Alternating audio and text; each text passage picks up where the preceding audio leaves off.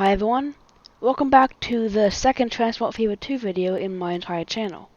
And in this video, I'll be talking about Austranadia, the save game, what it's about, and the majority of the video will be me doing a time-lapse of the construction.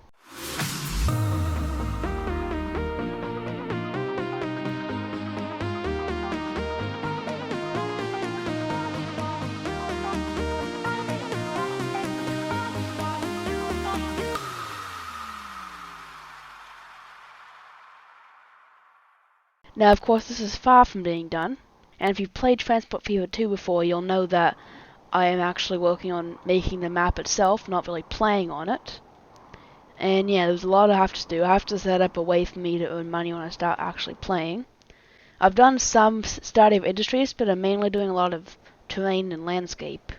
I got carried away though and built a road across the Great Dividing Range. And I'll talk more about the Great Dividing Range, this mountain range, in the time-lapse. That is all the basics about Austranadia. Oh, and the name Austranadia comes from a hybrid of Australia and Canada. The map combines scenery from both countries. For example, this is intended to be Gladstone. It's not really a good representation of it, but there's the alumina factory here. There's going to be some stuff here. There's going to be some like downtown stuff here.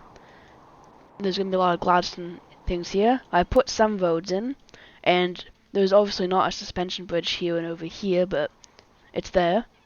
And I've also spent forever shaping this ocean, this island. Like, I started from just a blank sheet of land, and I've shaped all this ocean.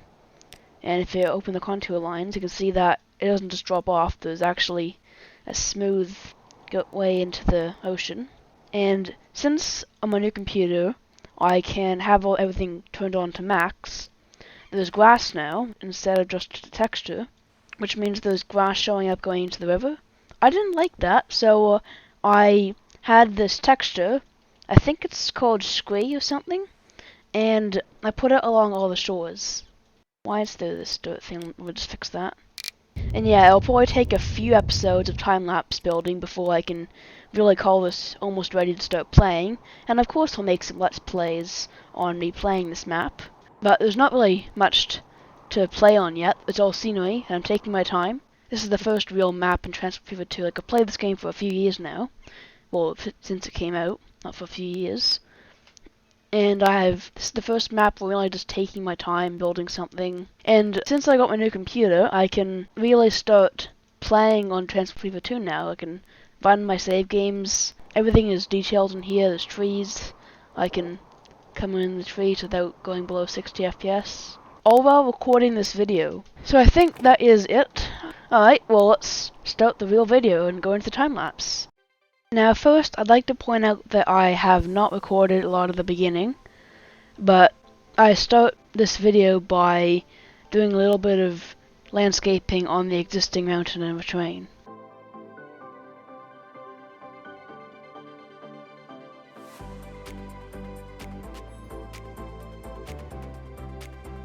I now start work on a large mountain, and after I do the initial block of terrain, I start by just using a lot of brushes, and now I'm working on part of the valley and waterfall.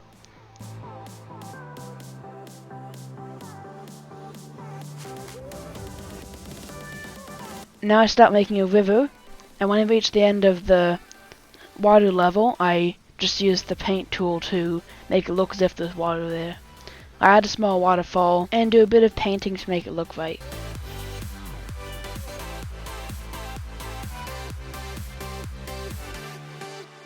Once I have done that first bit, I do a second small waterfall and use the paint tool and terrain tools to make it look realistic.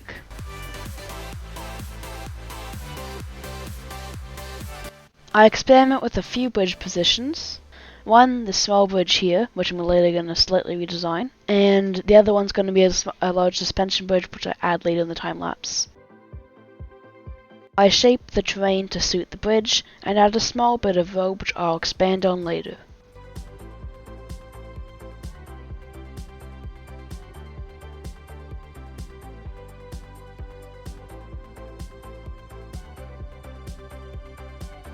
I then start working on part of the mountain.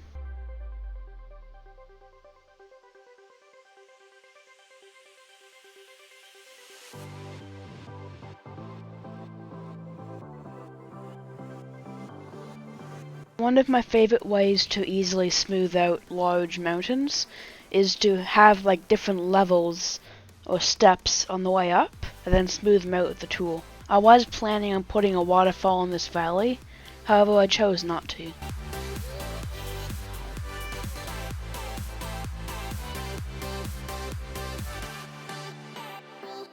This smoothed out plateau looked a little weird, so I started making some valleys connecting it to the river.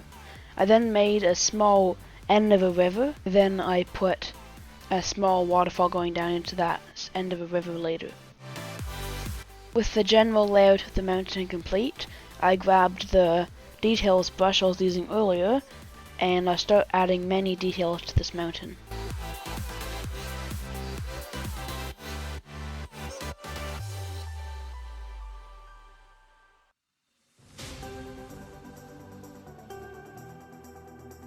The valley that was made when I made this new large mountain looked a little weird with the waterfall I was making, so I smoothed out some of the terrain, leveled it out, and added a small lake in here.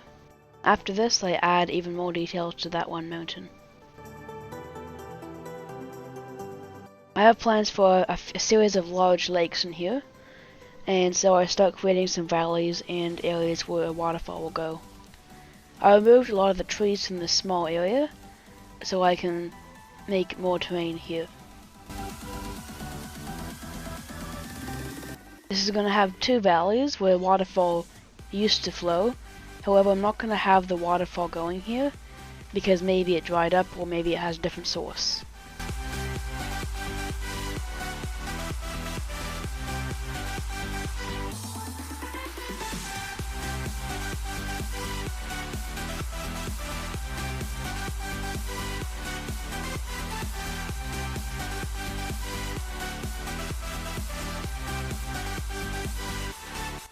In preparation for painting one of the large lakes, I start leveling out the terrain in the valley and add a few areas where a waterfall will go.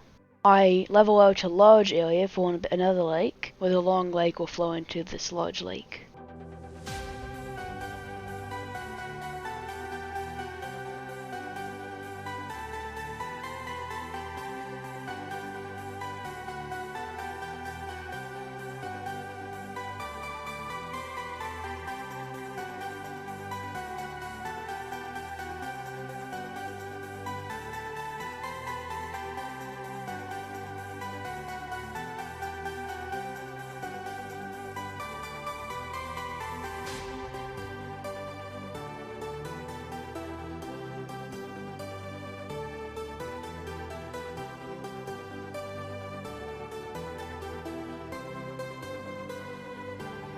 Now it's time to add the details to the longer lake.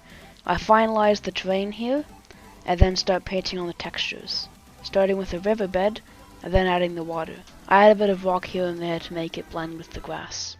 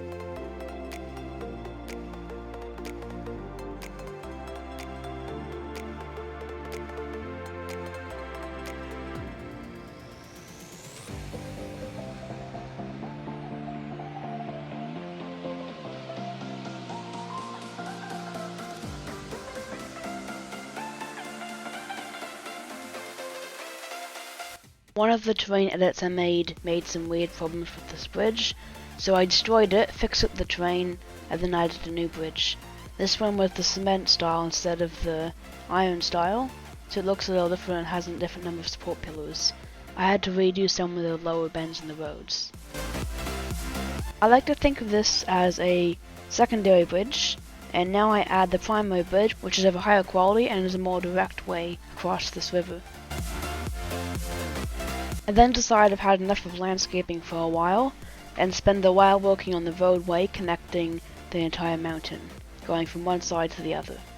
First, I make the secondary bridge connect up with the primary bridge, and then the primary bridge's road takes over the style, and the two meet, and then the primary bridge's road keeps going across the mountain. I make landscape edits as required.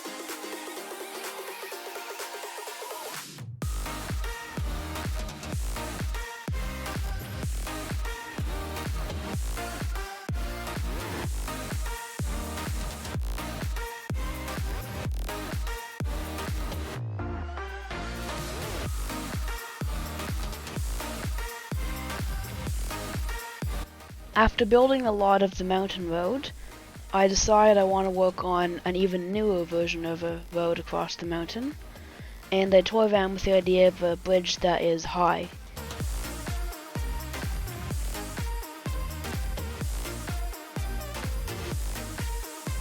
I couldn't get the suspension bridge to work though. It had very long pillars, so I ended up just going with one much closer to the river, and just had the pillars in the water. This has a lot of tunnels to get through the mountain. This 4-lane road also turns into the highway, which goes outside of the mountain range.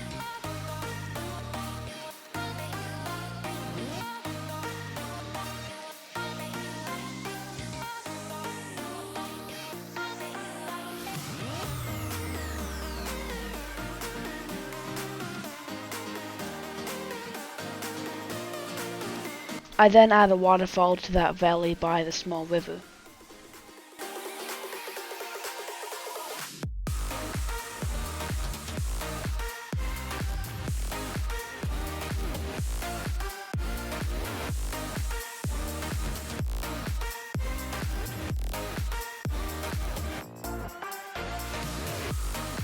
Once that is done, I go to the other end of that primary bridge across the river and start adding a road from that. This road connects up to the main area, and I add a town which I later call Jinjin.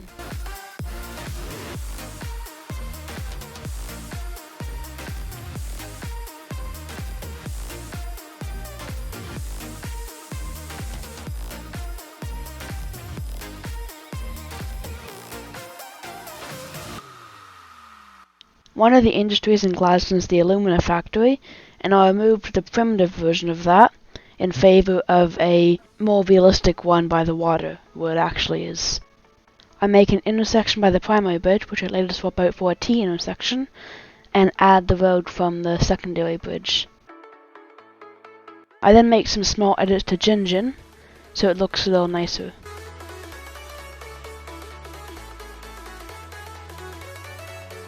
I now drag the road from the primary and secondary bridge all the way down to the highway, using a few bridges here and there.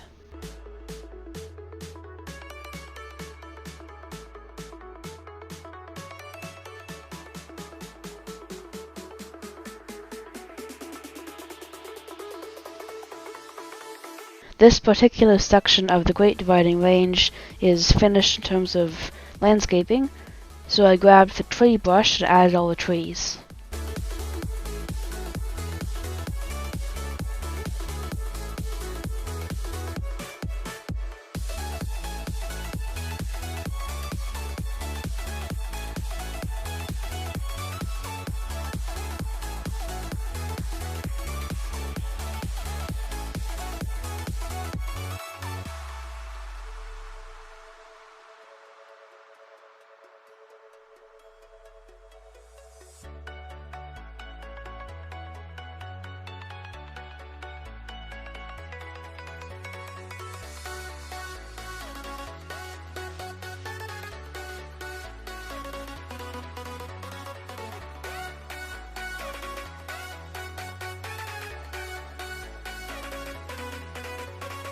I now start working on the road that goes down the Great Dividing Range into Gladstone.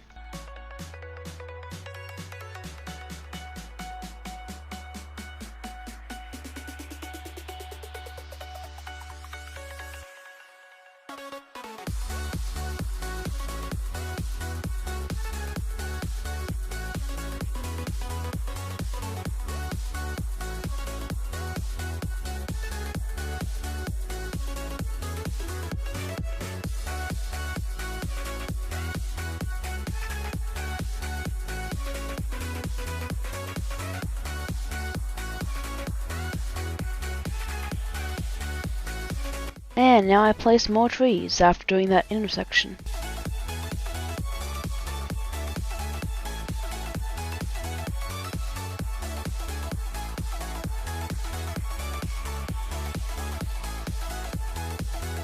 I now search for a suitable location for the Gladstone Alumina factory and use a combination of assets, paint tools, as well as the actual steel factory industry to create the alumina factory in Gladstone.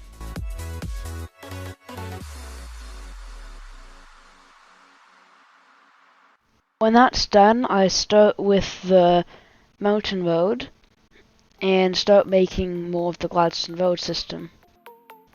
I edit the landscape as required.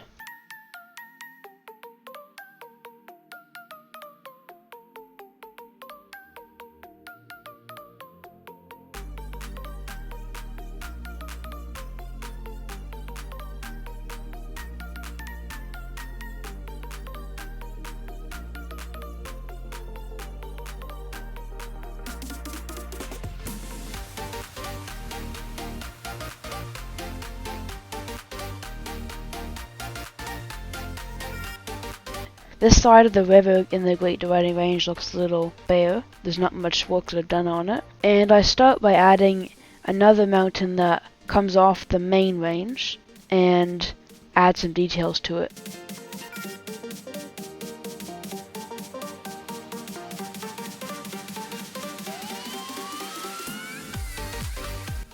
I then start adding details to this side of the mountain, and I add some noise, like the terrain generation noise, and then use a brush tool to make it shape with the mountain. That's it for this video. Hope you enjoyed. I'll see you in the next one. Bye!